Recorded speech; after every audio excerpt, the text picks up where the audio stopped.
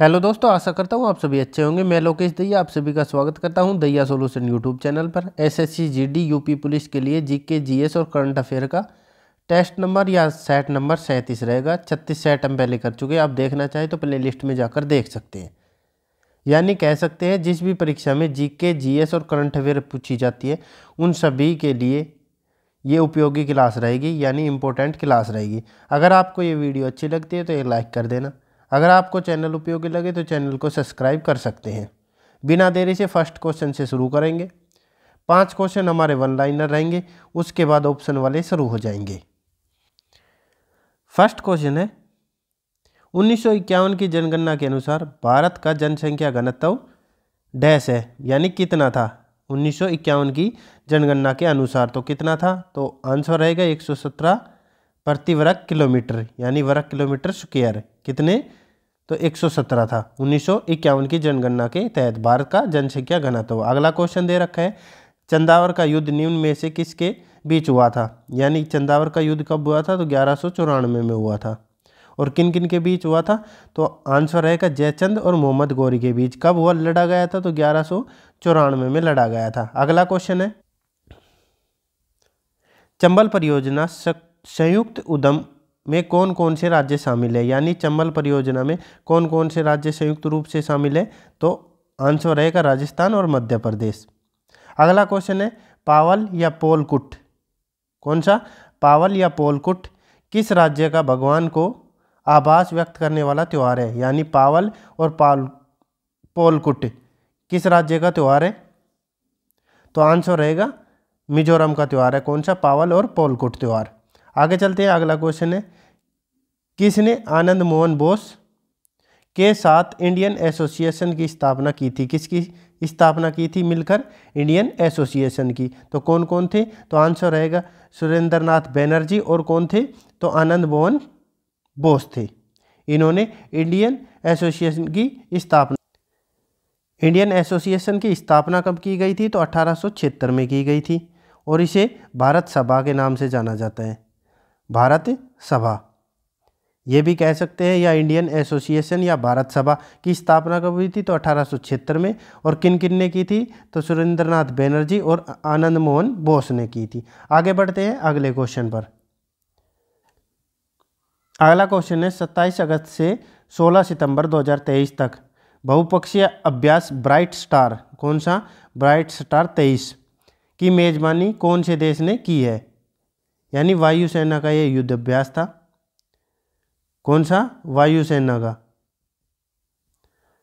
Bright star 23 किस देश ने मेजबानी की है, तो ऑप्शन दे रखे हैं सऊदी अरब, कतर, भारत या मिस्र। तो किसने की है, तो आंसर डी सही रहेगा, मिस्र में। इसने इस युद्ध अभ्यास में किन किन देशों ने भाग लिया है, ये पूछा जाए तो किन किन देशों ने लिया है, तो मिस्र ने, यूएसए यानी अमेरिका और सऊदी अरब,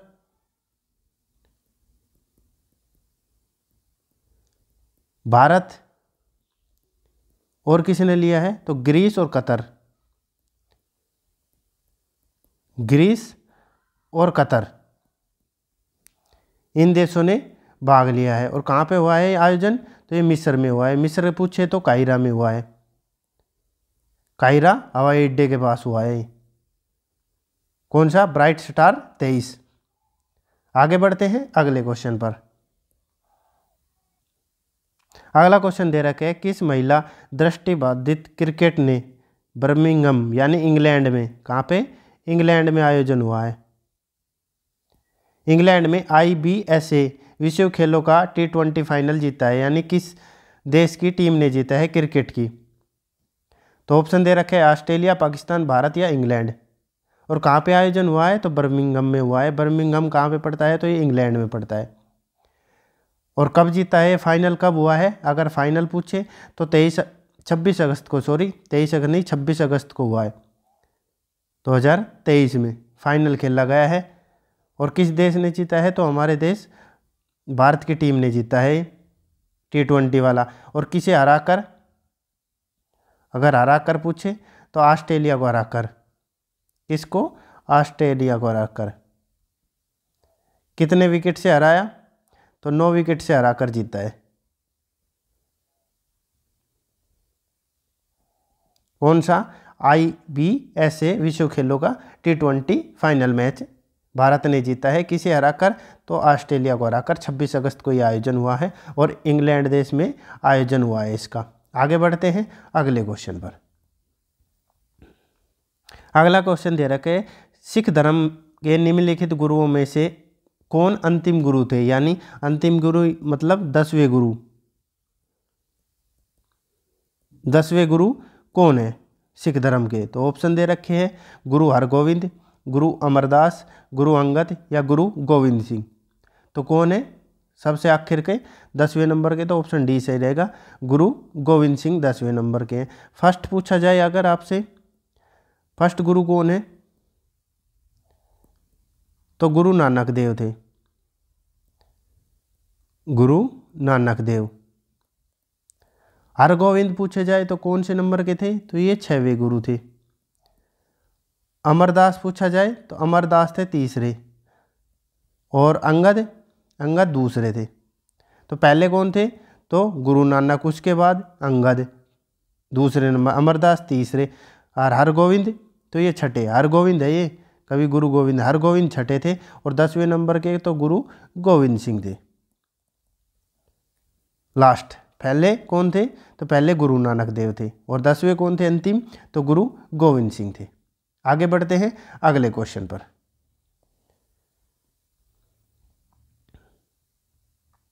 अगला क्वेश्चन दे रखा है, भारत ने ओलंपिक में हॉकी में अपना आखिरी स्वर्ण पदक यानी गोल्ड मेडल कब जीता था?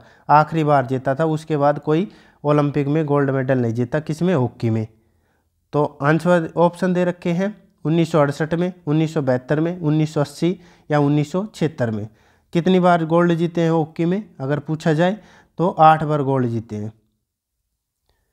8वां यानी अंतिम था। 8 गोल्ड जीते हैं, उसमें कौन कौन से? तो 1928 से शुरू हुआ था पहला गोल्ड, 1928 में, फिर 1932 में जीता, फिर 1936 4 साल बाद ही, फिर 1948 में जीता था, उसके बाद 1952 में, फिर 1956 में। ये लगातार जीते थे। देखो 4 साल बाद ओलंपिक का आयोजन होता है, 48, 52, 56, फिर 1964 में जीता था। और फिर लास्ट वाला कब जीता? तो कौन सा आंसर सही रहेगा? तो ऑप्शन सी से रहेगा, लास्ट वाला 1980 में जीता था। कौन सा गोल्ड था? तो ये लास्ट में 8वां था। देखो 4 ऊपर हो गए 1928 से लेकर और 4 ये हो गए, तो 8वां कौन सा था गोल्ड अगर आपसे पूछे? तो 1980 में जीता था। अगर तारीख पूछे आपसे तो 29 जुलाई 1980 को। कहाँ पे आयोजन हुआ था ओलंपिक का? तो ये मॉस्को। किस देश की कैपिटल है यानी राजधानी है? तो ये रूस की है, रूस का शहर है या इसकी राजधानी भी कह सकते हैं, मॉस्को शहर। और किसे हरा कर जीता था? 1980 का गोल्ड किसे हरा कर जीता था अगर हरा कर पूछे तो? किसे हराया था? तो स्पेन को हराया था हॉकी में। कितने से? तो 4-3 से हराकर 1980 का आखिरी गोल्ड जीता था भारत की हॉकी टीम ने। आगे बढ़ते हैं अगले क्वेश्चन पर। अगला क्वेश्चन है, प्राचीन भारत में गौतमी पुत्र सतकर्णी या सतकर्णी द्वारा दक्कन में निम्नलिखित में से किस राजवंश को शक्ति प्रदान की गई थी? ऑप्शन दे रखे शक, सातवाहन या कुषाण या पल्लव। तो किसे शक्ति प्रदान थी? तो ऑप्शन बी से रहेगा, सातवंश। सातवंश के संस्थापक कौन है अगर संस्थापक पूछे या पहला राजा पूछे फर्स्ट, या संस्थापक पूछे संस्थापक कौन थे? तो सिमुक थे। और ये सातवंश का कार्यकाल कब से कब तक था राजवंश का? तो ये राजवंश रहा था 230 ईसा पूर्व से लेकर, शासन किया था इन्होंने 60 ईसा पूर्व तक। आगे बढ़ते हैं अगले क्वेश्चन पर। अगला क्वेश्चन दे रखा है, पवित्र शहर वाराणसी की पृष्ठभूमि में रचित कौन सी काशी की 80 के रचनाकार डैश है? यानी काशी का 80 के रचनाकार कौन है? तो ऑप्शन दे रखे हैं काशीनाथ सिंह, कमलेश्वर, केदारनाथ सिंह या अमृता प्रीतम। और कौन सा है उपन्यास ये काशी कस्सी? तो कब लिखा गया था? तो ये 2004 में लिखा गया था। हिंदी का उपन्यास है ये, हिंदी का उपन्यास है। इस पर फिल्म भी बनी थी, कौन सी? मोहल्ला 80, मोहल्ला 80 नाम से फिल्म बनी थी। कब लिखा गया था? तो ये सन 2004 में लिखा गया था, काशी का 80। और किसके द्वारा? रचनाकार कौन थे? तो ऑप्शन ए सही रहेगा, काशीनाथ सिंह, ये रचनाकार थे। आगे बढ़ते हैं अगले क्वेश्चन पर। अगला क्वेश्चन है, प्रसिद्ध नर्तक व्यक्ति राजश्री भाग्यचंद्र को निम्न में से किस नाम से भी जाना जाता था? किसे? राजश्री भाग्यचंद्र किस नाम से जाना जाता था? तो ऑप्शन दे रखे निथंगो चिंग थांग खोम्बा भाषा या भरत मुनि या रीवा प्रसाद द्विवेदी। तो किस नाम से जाना जाता था? तो ऑप्शन ए सही रहेगा, निंगथो चिंग थांग खोम्बा के नाम से, या इसे और किसी ने तो जयसिंह महाराज के नाम से भी जाना जाता था। कौन? जयसिंह महाराजा।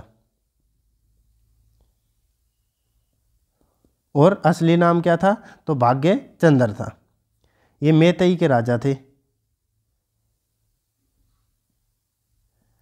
मैतेई राजा थे। और इनको मतलब कौन सी शताब्दी के राजा थे? तो ये 18वीं शताब्दी के राजा थे। आगे बढ़ते हैं अगले क्वेश्चन पर।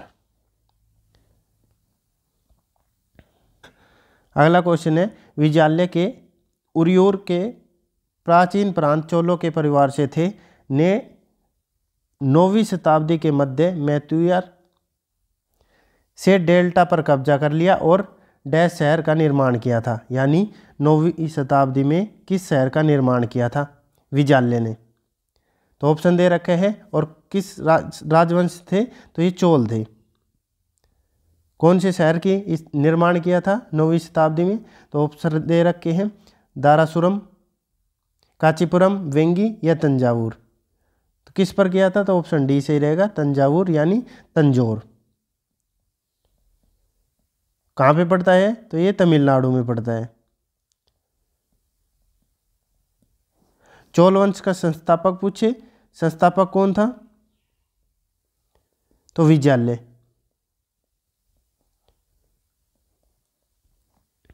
आगे बढ़ते हैं अगले क्वेश्चन पर। अगला क्वेश्चन है, बेसाल्टिक मैग्मा का स्रोत कौन सा है? यानी बेसाल्टिक मैग्मा का स्रोत कौन सा है? ऑप्शन दे रखे हैं निचला मेटल कोर, संक्रमण क्षेत्र या ऊपरी मेटल। तो कौन सा होगा? तो ऑप्शन डी सही रहेगा, ऊपरी मेटल। यानी मैग्मा और लावा से जो लावा जमा होता है, मैग्मा और लावा जो जमा होता है, उनसे किन चट्टानों का निर्माण होता है? तो आग्नेय चट्टानों का निर्माण होता है। किनका? आग्नेय चट्टानों का निर्माण होता है। और ये कौन सा स्रोत है बेसाल्टिक मैग्मा का? तो ऊपरी मेटल, यानी ऊपर की साइड ये जमा होते रहते हैं। आगे बढ़ते हैं अगले क्वेश्चन पर। अगला क्वेश्चन है, निम्नलिखित में से कौन लाहौर षड्यंत्र मामले में भारत की ब्रिटिश सरकार द्वारा मृत्युदंड पाने वाले दोषियों में से नहीं है? यानी नहीं था। कौन नहीं था जिन्हें लाहौर षड्यंत्र में मृत्युदंड नहीं मिला? तो कौन था सही रहेगा? तो ऑप्शन दे रखे हैं सुखदेव थापर, भगत सिंह, शिवराम राजगुरु या उधम सिंह। तो कौन सा सही रहेगा? तो ऑप्शन डी सही रहेगा। लाहौर षड्यंत्र में ये तीनों थे, सुखदेव, भगत सिंह और राजगुरु। और इन्हें फांसी की सज़ा कब सुनाई गई थी? अगर इनसे पूछा जाए तो फांसी की सज़ा सुनाई गई थी 7 अक्टूबर 1930 को। और इन्हें फांसी कब दी गई थी?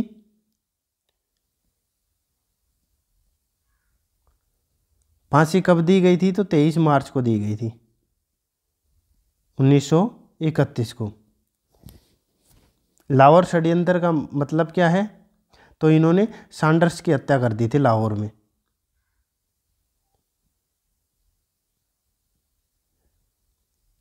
सैंडर्स की हत्या कर दी थी गोली मारकर। कब करी थी? तो 1928 में कर दी थी। उधम सिंह ने जनरल डायर की हत्या की थी।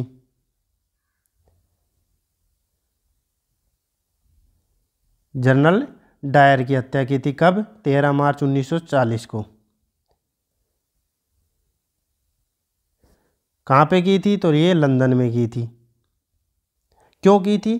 क्योंकि इन्होंने जलियांवाला बाग हत्याकांड में निहत्थों पर गोली चलवा दी थी।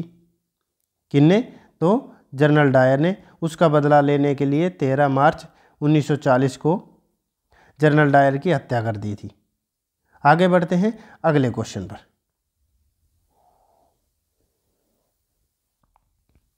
अगला क्वेश्चन है, भारतीय संविधान के अनुच्छेद 32 के तहत कितने रिट प्रत्याभूत है, यानी कितने रिटों की संख्या है? अनुच्छेद 32 के तहत यानी कौन करता है? तो ये सुप्रीम कोर्ट करता है।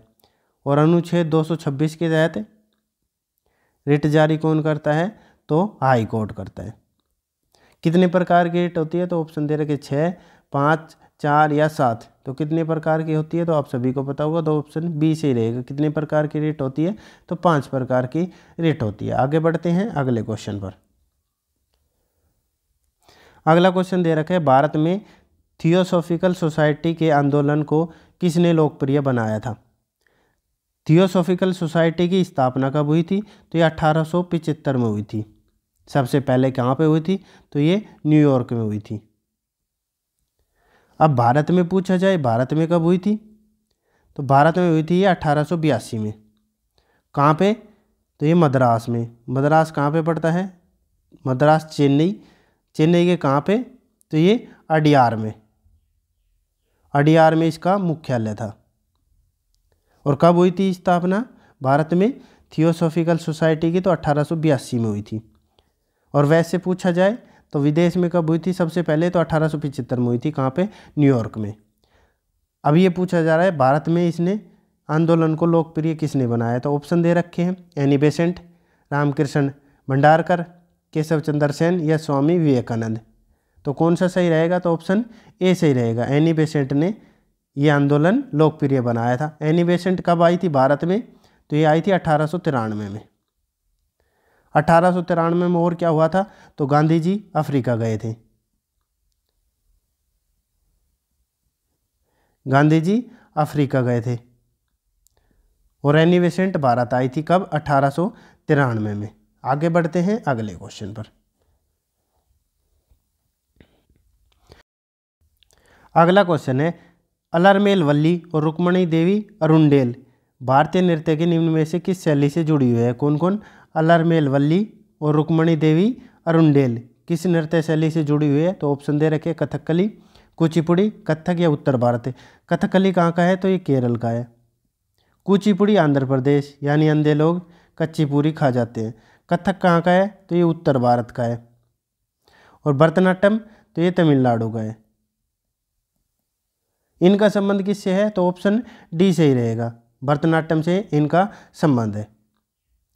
कुचिपुड़ी में 2021 का संगीत नाट्य अकादमी पुरस्कार किसे मिला? संगीत नाटक अकादमी पुरस्कार किसे मिला 2021 में कुचिपुड़ी के लिए? एन शैलजा को मिला है। किसे? एन शैलजा को। और रेड्डी वाले किसके होंगे? तो कुचिपुड़ी के ही होंगे कलाकार। कौन कौन से? जिनके पीछे रेड्डी लगा हो,